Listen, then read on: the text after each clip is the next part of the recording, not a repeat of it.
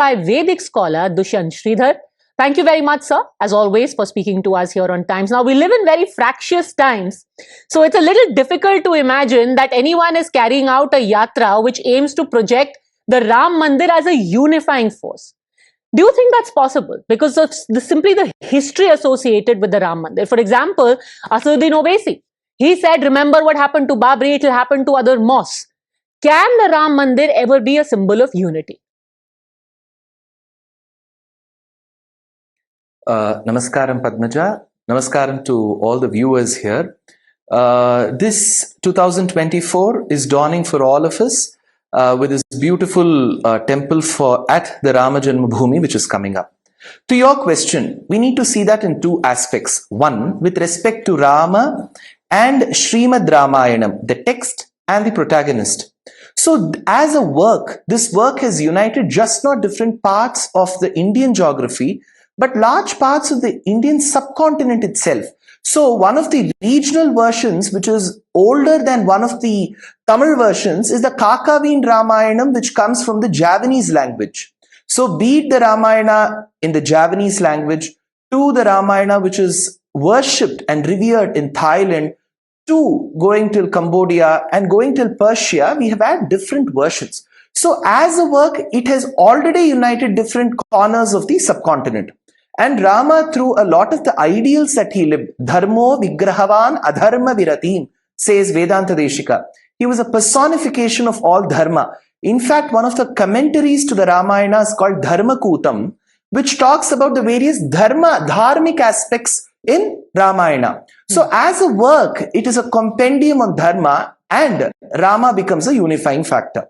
So undoubtedly, Rama and the Ramayana unite all. And we have seen that when people have watched the serial of Raman and Sagar, even in the 1980s, where people from all religions have watched. Even the reruns of the serial were watched with such love and diligence.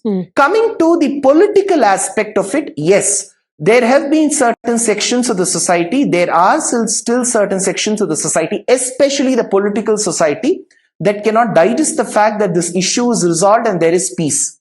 So they thought this will be a never-ending issue, this will be a perennial issue where people even in 3023 will be discussing. Some sections of the society, the political atmosphere never thought that there will be a legal solution to it and there will be a temple. So when they cannot digest the fact, it is better that they take a pill of Gelusil and they not give obnoxious comments on it. Now, we were just talking about the yatra that is being carried out pan-India. One is the Akshat Nimantran Yatra, and then there is the mobilization that is being done to reach out to various sections of society. What really caught my eye, though, was the fact that you have the airport being named after Maharshi Valmiki. Now, even the Chief Minister of Uttar Pradesh today, when he spoke, he said that the cafeteria or the food hall, which will be operational for pilgrims, for bhakts in Ayodhya, will be named after Mata Sabari. And the guest house will be known as the Nishad Raj Greh Atithi Greh. What do you make of this focus on these figures, on Maharshi Valmiki, on Mata Sabari, on Nishad Raj? What's their connection? Finally, there is some diligence that goes into naming these places that is to be appreciated, because Ramayana is just not about Rama and Sita. There is a melange of characters that add so much of bhakti and devotion to this beautiful work, which is of course the biography, a compendium on Prabhu Sri Ramachandra's life. One is Valmiki. Padmaja, to give a very mundane example, I'm not equating the works, to give a very mundane example, J.K. Rowling has more fans than the Harry Potter page. Why? Because it was J.K. Rowling who brought Harry Potter to light. Similarly is Valmiki. Tapasvadhyaya niratam tapasvi vagvidambaram naradam paripapracha Valmikir munipungavam.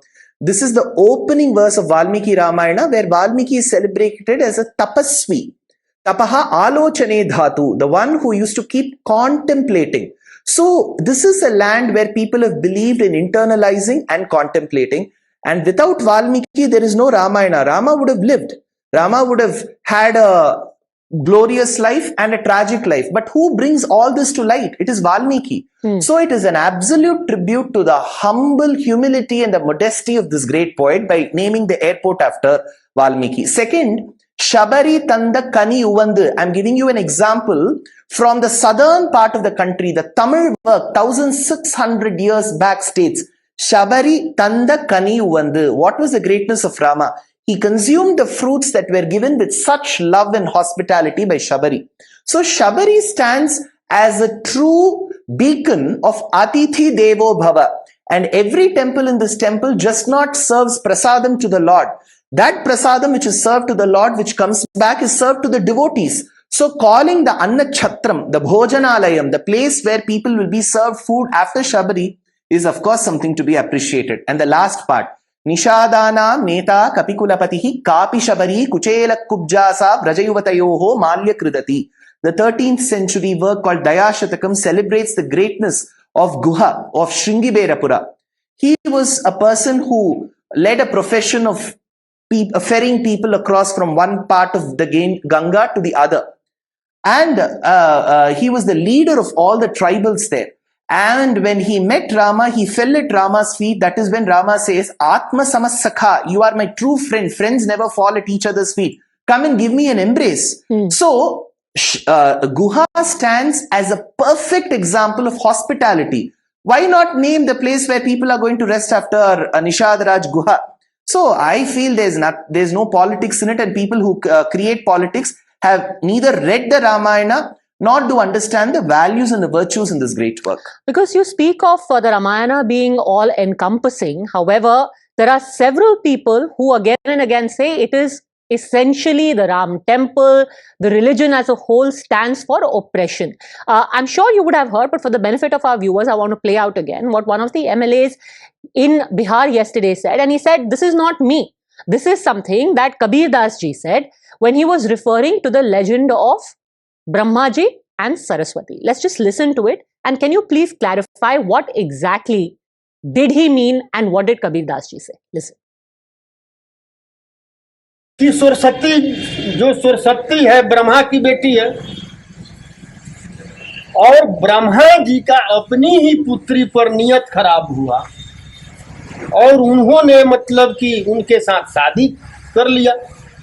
तो आप खुद समझिए कि पूजा मतलब कि किसका होता है, चरित्रवान का या चरित्रहीन का। और ये भी चरित्रवान चरित्रहीन वाला बात मैं नहीं बोल रहा हूं, ये संत कबीर दास ने मतलब कहा है। Dushyanth Sridhar. Okay. Yeah, Padmaja, by the records that we have in the Puranas like the Vishnu Purana and Srimad Bhagavata Mahapurana, Ramayana is ascribed to the Treta Yuga. And Krishna Avatara, which is Sri Mahabharatam, is ascribed to the Dwapara Yuga. So there is a certain calculation to these two Puranic dates. By going by the dates given by the historians, a large number of historians in the last 70 years, Mahabharata is placed around the 3000 BCE period and the Ramayana is placed around the 5000 BCE period. So they have been slightly before the Indus Valley civilization, and the Ramayana is placed alongside the Egyptian civilization by the historian dates. Many incidents before that, let's take the avatar of Varaha, where the Lord appeared as a wild boar, as Nrisimha, as the man lion, as Vamana, where he came as a dwarf and then measured the worlds, as Kurma, as Matsya. All these incidents which happened before Rama and Krishna are treated in two ways. One, as an incident, and second, as iconography. They describe something of the cosmic creation.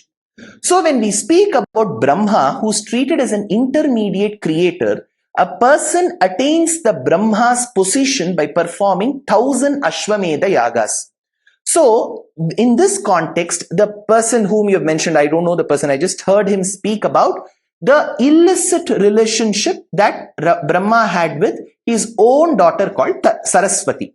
There are references in the Puranas which is called Sutabhilakshanam, where it is said that Brahma in his creation did have a relationship with his own creation. Here what we need to understand is Vak.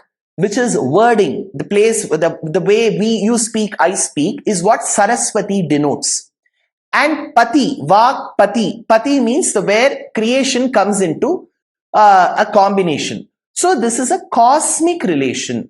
That way, we all say all Indians are my brothers and sisters. Then what do we do? Do we have to marry our consorts from other planets? So here, it doesn't mean exactly a physical relationship. It talks about the meeting of the wordings, the lexicon with the body. So it has nothing to do with the XX and the XY allele coming together, nothing of the chromosomic relationship. If the person has understood it that way, then the person needs a serious workshop on Sanatana Dharma. Or maybe he is doing it deliberately because it's politically more convenient. But there's another thing that he also spoke about when he was talking about the Ram temple and the relationship. Maybe Padmaja, just a quick intervention.